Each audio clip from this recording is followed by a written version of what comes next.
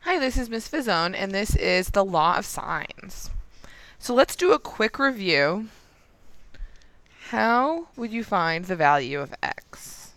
Right. So this right triangle, we have an angle, a side, find another side.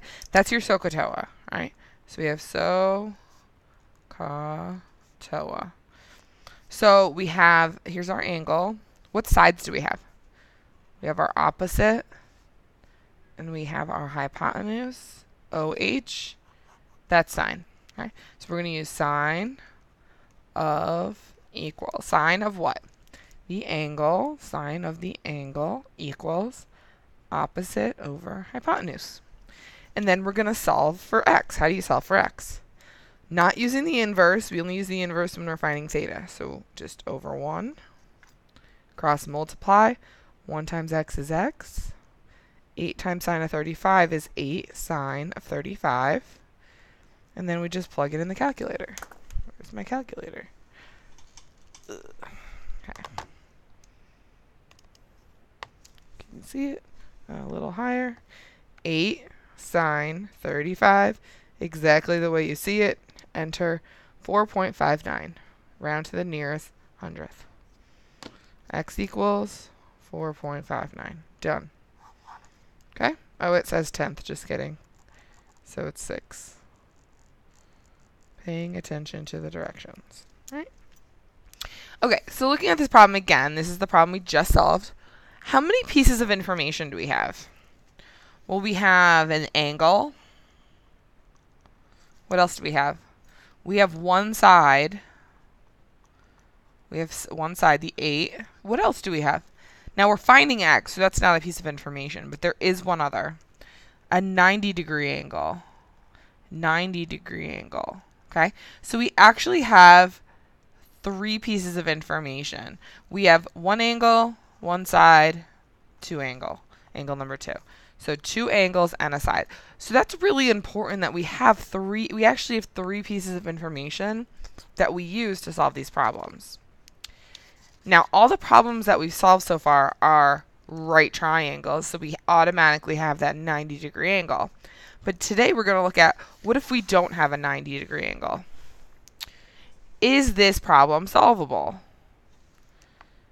Well, how many pieces of information do we have? Just 2. So this is actually unsolvable. However, if we gave ourselves, if this was an angle, so we're just going to make something up for now.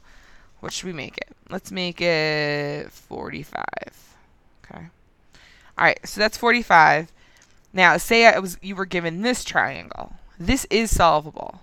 But how would you solve it? How is this different from the other problems we've solved? It doesn't have a right angle. Can we make a right angle? So here's what we're going to do. We're going to drop the height. Okay. Dropping the height. Now we have 2 triangles now. So can we do anything over here? Do we have enough information to solve? No, we only have that angle and the right angle. We need a side. So we're going to focus on this side of the triangle. What do we know how to find? We could either find the bottom or the height. Finding the bottom isn't actually helpful because it's only a piece of the bottom of the whole thing. So let's find the height. Let's call that h. Okay. And we actually just did this, right? This is exactly like this problem. I just replaced x with h. Okay? So it was sine of 35 equals h over 8. Cross multiply. H equals 8 sine of 35. And we got, what was it, 4.6. Right? So that h is actually 4.6. Now we have enough information to solve that left triangle. We have 45, we have that 4.6, and we have x. Okay? So sine of 45 equals, what goes on top? 4.6 over x. We're going to cross multiply and solve. X sine of 45 equals 4.6. Divide by sine of 45. And we get x equals, let's see, 4.6 divided by sine of 45. Let's see what we get. Oh no, my calculator died. Gotta grab another one.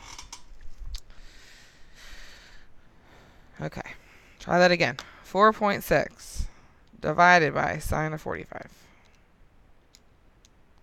6.5.